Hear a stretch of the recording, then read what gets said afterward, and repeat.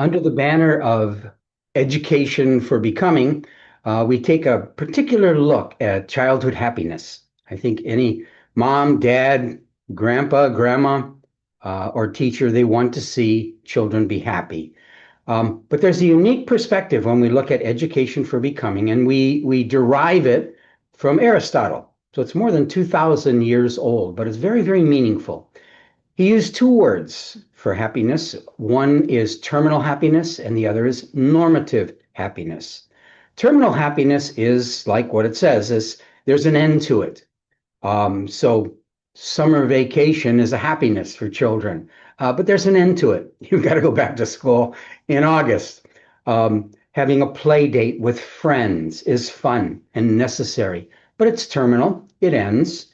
Playing video games is fun and it's enjoyable and it creates happiness, but it's terminal, meaning it ends. So there's nothing wrong with this kind of happiness, but it does end. And it's an occasion, it can lead to something called hedonic adaptation, meaning the more of this kind of terminal happiness, you adapt to it, and it's not enough. So if you want to, video games is a good example. Instead of allowing your children 1 hour, when the 1 hour is over for watching a video game, and you say, that's it, time's up, they'll whine and complain. They want more time. Or you want more play dates with your friends. You want more opportunity to do the things you like. They're all terminal. But there's an adaptation where you always have to have more.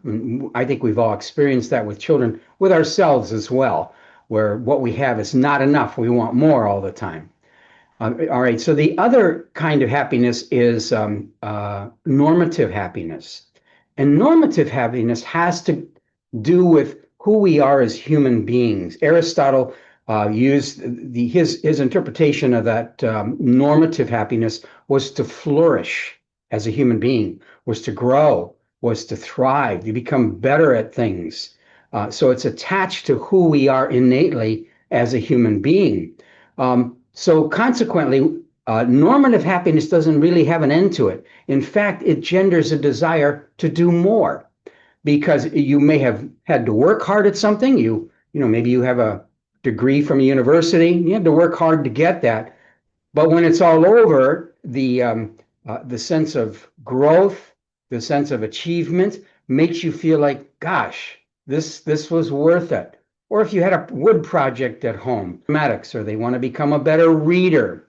Well, it takes work, it takes time, it takes energy, but the end result is you become a better person than you were before.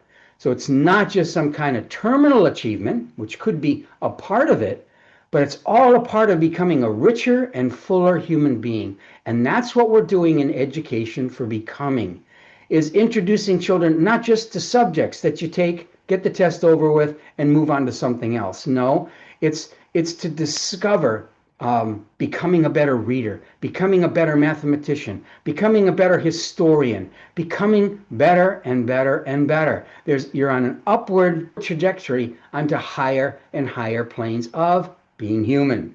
In all different kinds of ways. It can be in athletics, it could be in music, but you're becoming a better human being. And so consequently, you are not only happy, but you'd like to reproduce that, even if it's real hard, because the sense of fulfillment is much greater than any kind of terminal happiness that you might get.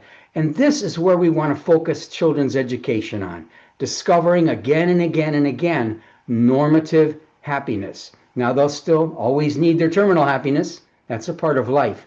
We all need that. But that'll never fulfill us. What fulfills us is the normative happiness, where we're progressing onto higher and higher planes of life, leading a richer and fuller human life. Thank you.